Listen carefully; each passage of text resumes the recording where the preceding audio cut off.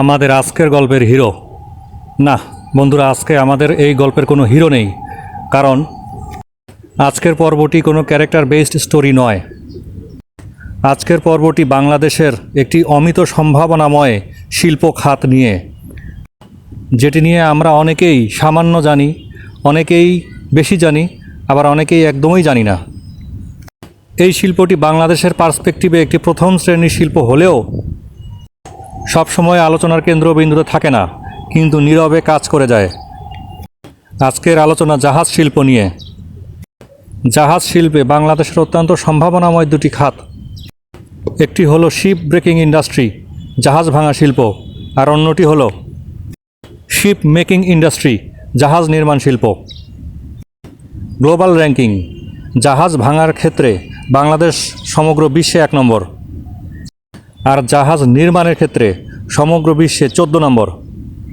চট্টগ্রামের সীতাকুণ্ডুর উপকূল বরাবর প্রায় 20 কিলোমিটার জুড়ে এই শিল্প গড়ে উঠেছে। এখানে প্রায় 120টি নিবন্ধিত শিপ ব্রেকিং ইয়ার্ড রয়েছে। গত 9 বছর ধরে বাংলাদেশ বিশ্ব বাজারকে নেতৃত্ব দিয়ে আসছে, অর্থাৎ সবথেকে বেশি সংখ্যক জাহাজ এখানে ভাঙা হয়।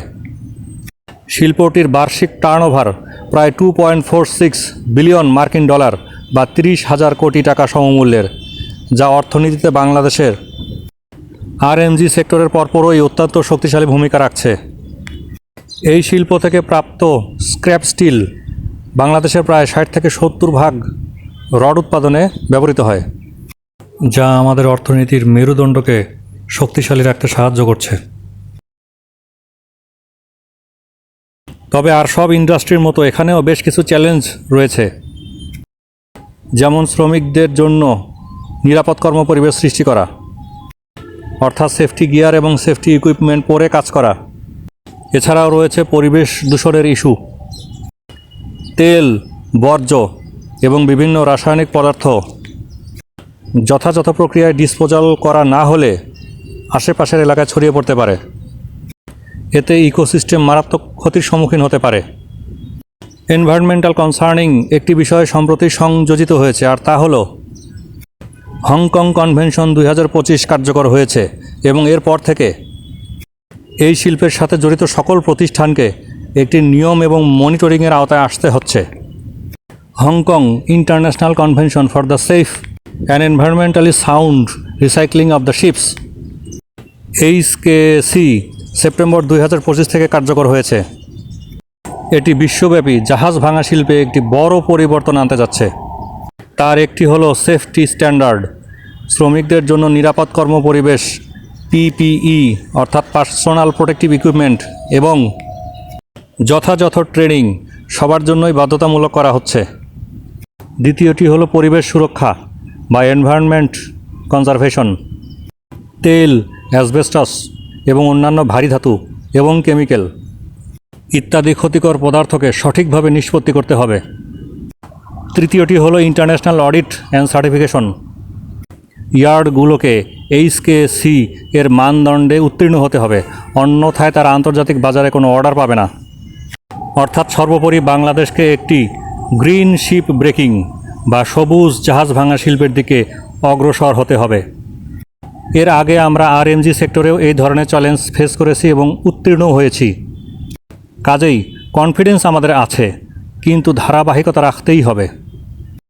এই সেক্টরে বাংলাদেশের প্রধান প্রতিদ্বন্দ্বী হচ্ছে ভারত এবং পাকিস্তান। তবে যেহেতু তাদেরকেও একই শর্ত মানতে হবে, তাই দিন শেষে HKC এর মানদণ্ড যে যত দ্রুত খাপ খাইয়ে নিতে পারবে, দিন শেষে সেই শেষ হাসি হাসবে। আন্তর্জাতিকভাবে পরিবেশ বান্ধব ইয়ার্ডগুলোই বেশি অর্ডার পাবে।